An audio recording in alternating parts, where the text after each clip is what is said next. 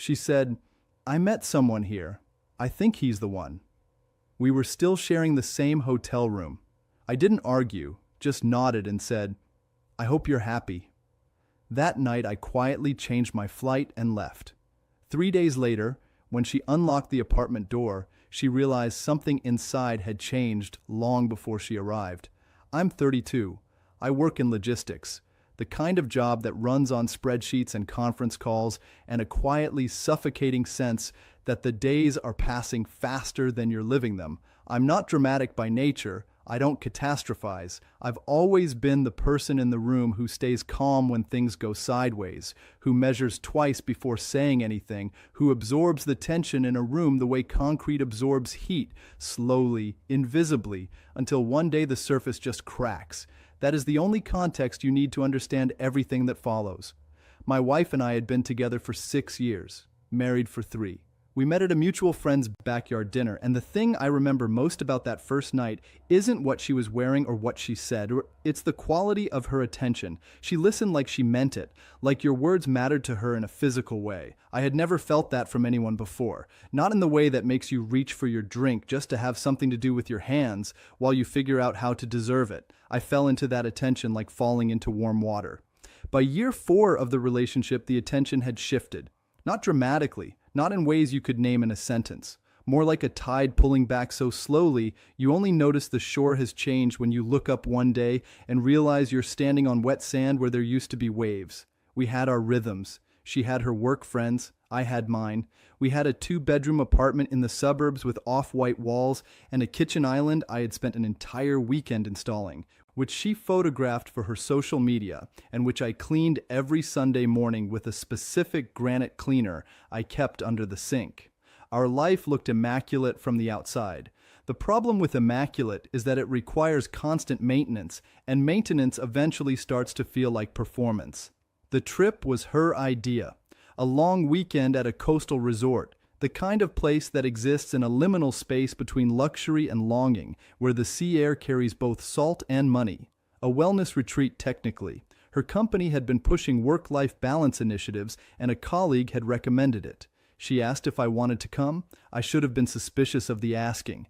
Looking back now, I think she invited me, because not inviting me would have been a decision. Inviting me kept her options open while giving her the cover of commitment. We drove down on a Thursday. She was in good spirits, better than she'd been in months, actually.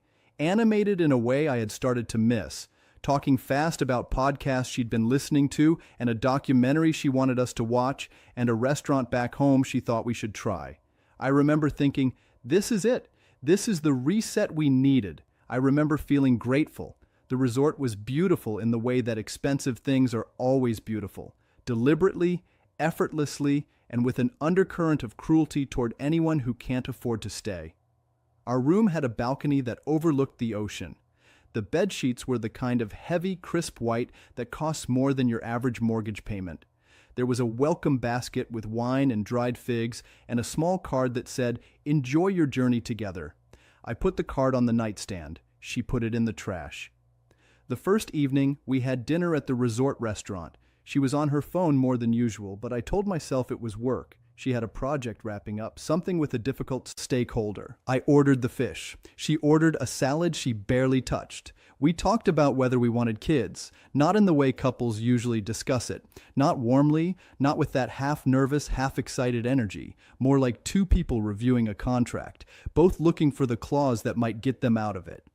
That night she slept facing the wall. I stayed awake watching the ceiling fan turn, listening to the ocean outside, and trying to name the feeling in my chest that was too quiet to be alarm and too persistent to be nothing. The second day, she was gone when I woke up.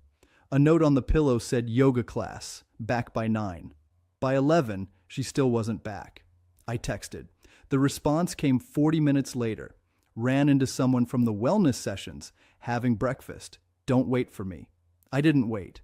I took a long shower and sat on the balcony with coffee and watched the waves and told myself this was fine. This was normal.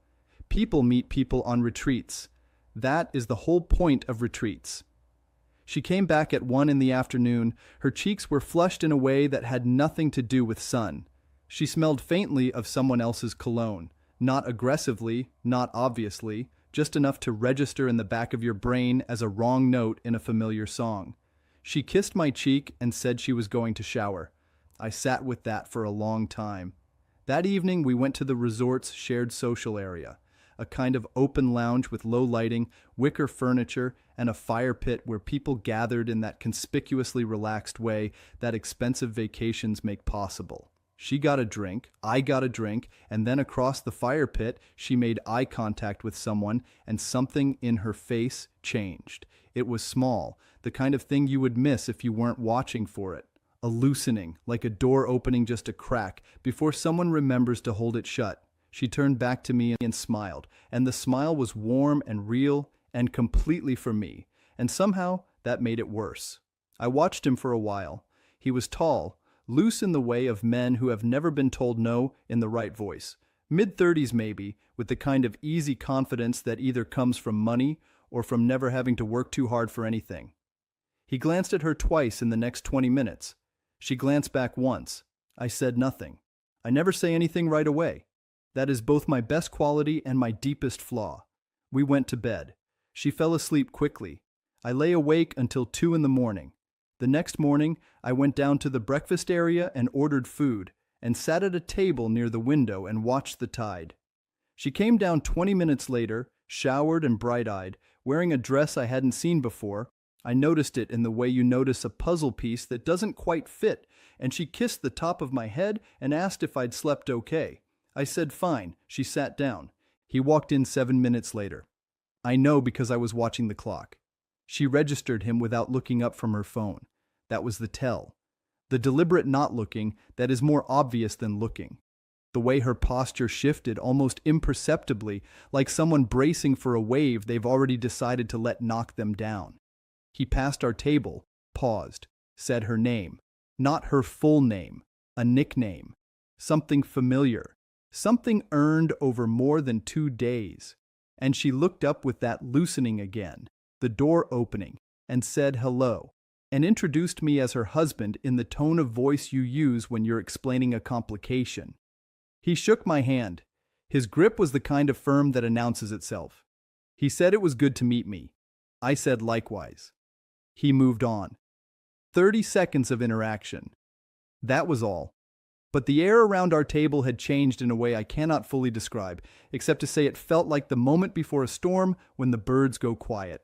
Not because anything has happened yet, but because something has already been decided by forces outside your control. She ate her breakfast. I ate mine. We did not talk much. It was that afternoon, while she was at a massage appointment she had booked, and I was sitting on the balcony with my laptop pretending to review work emails, that she called me. Not texted, called, which she almost never does. I watched the name on my screen for 2 full rings before I picked up. Hey, she said. Her voice was different. Careful, the way people sound when they've been rehearsing. Hey, I said. A pause, not long, but waited. I need to tell you something. I looked at the ocean. There were 3 sailboats on the horizon, so small they looked painted there. I remember thinking, this is the last moment before the moment. Memorize it. Okay, I said. I met someone here. Another pause. I know how that sounds. I know the timing is, I know. But I think... Her voice got softer, which made it somehow louder. I think he might be the one. I did not speak for a long time. She filled the silence with more words. Something about how she hadn't planned it. How she had been struggling with things for a while. How she was sorry. How she didn't mean for this to happen. How she needed to be honest. The words came out fast and rehearsed and exhausted sounding, the way confessions do when someone has been holding them for too long and has finally decided release matters more than accuracy. I let her finish. Then I said, I hope you're happy. She stopped. What? I hope you're happy, I said again. With him. She didn't know what to do with that. She had prepared for anger, for devastation, for a fight that would let her reframe herself as the one who was brave enough to be honest. She had not prepared for quiet. Can we talk about this? Like, really talk? We just did, I said. Get your massage. I'll see you later. I hung up. I sat on that balcony for another hour, watching the sailboats inch across the horizon until they disappeared. Then I opened my phone and changed my flight. I packed my bag slowly, methodically, the way I do everything. Took only what I'd brought. Left the welcome basket on the counter. Left her half of the closet space exactly as she'd arranged it. Left the room key on the nightstand next to the spot where the welcome card had been before she threw it away. Left no note. The drive to the airport was 2 hours. I stopped once for coffee at a gas station, drank it in the parking lot, watched trucks pull in and out. The sky was doing something extraordinary with the light, that late afternoon gold that turns everything briefly sacred. And I noticed it the way you notice beautiful things when you're in shock, with perfect clarity and zero feeling. I did not cry on the flight. I did not cry when I landed. I did not cry when I unlocked our apartment door and turned on the lights and stood in the kitchen looking at the granite island I had spent an entire weekend installing. I cried once, briefly, at 3 a.m, sitting on the bathroom floor with my back against the tub. Not from grief exactly. From the specific cellular pain of having loved something completely and having had that completeness mean nothing in the end. From the realization that you can do everything right and still be standing alone in a bathroom at 3 a.m, wondering which version of yourself made the wrong turn. Then I got up, washed my face, and started thinking. This is the part people don't talk about. Not the grief, but what comes after the grief when you're the kind of person who goes quiet instead of loud. The cold, systematic clarity that sets in when the emotions have done their job and stepped aside. The way your mind, suddenly uncluttered by hope, starts to see things it was too generous to see before. I spent 2 days in that apartment going through everything, not in a paranoid way, in the way of someone reviewing data after a system failure, trying to locate the origin point. I found the texts not because I was snooping. I found them because she had left herself logged into a shared tablet we used for streaming, and the messaging app had a notification. I tapped it without thinking, and there it was. 3 weeks of conversation, time-stamped, archived. Not with the man from the resort, with someone else entirely. That was the turn I hadn't expected. The man at the resort was not the first. The man at the resort had simply been the one she decided to confess about, the one who had made her feel brave enough to say something out loud. But before him, running parallel to our last 3 months of couples dinners and Sunday kitchen cleaning and conversations about whether we wanted children, there had been someone else, someone from her office, someone she had been texting in the way that begins innocuously and doesn't. I read everything, not quickly, slowly, the way you read something you need to understand completely before you decide what to do with it. The timestamps told a story that made the resort story look like a footnote. The language in the messages, the easiness of it, the private jokes, the specific way she texted him versus the way she texted me was its own kind of verdict. I closed the app. I sat at the kitchen island for a long time. Then I called my brother and told him I needed help moving some things into storage. She came back 3 days later. I know because I was there. She unlocked the door with that particular rhythm people have after years of coming home, the slight jiggle on the lock, the practiced nudge with the shoulder, and she walked in and stood in the doorway of the living room, and she went very still. I had not cleared the apartment. I want to be specific about that because the story gets exaggerated in the telling. I had not taken her things or moved the furniture or done anything theatrical. What I had done was remove my things quietly, deliberately, in a way that made the apartment feel like a stage set where one actor has simply stopped showing up. My books gone from the shelves, my photographs gone from the walls, my kitchen things, the good knives, the coffee equipment, the granite cleaner, gone from the cabinets. The spaces where these things had lived were clean and empty in a way that was more devastating than damage. I was sitting at the kitchen island when she came in. I had a cup of coffee. I was wearing clean clothes. I had slept. She looked at me, then at the shelves, then back at me. Her face went through several things before settling into something complicated. "When did you—" she started. 3 days ago, I said. She set her bag down slowly. "You were just here, waiting." I was packing. She walked further into the apartment, taking inventory. The bedroom, the bathroom. She came back looking like someone doing the math on a number they don't want to accept. "You're leaving," she said. Not a question. "I've been gone," I said. I was going to explain everything. There's more to this than what I said on the phone, and you just left without even...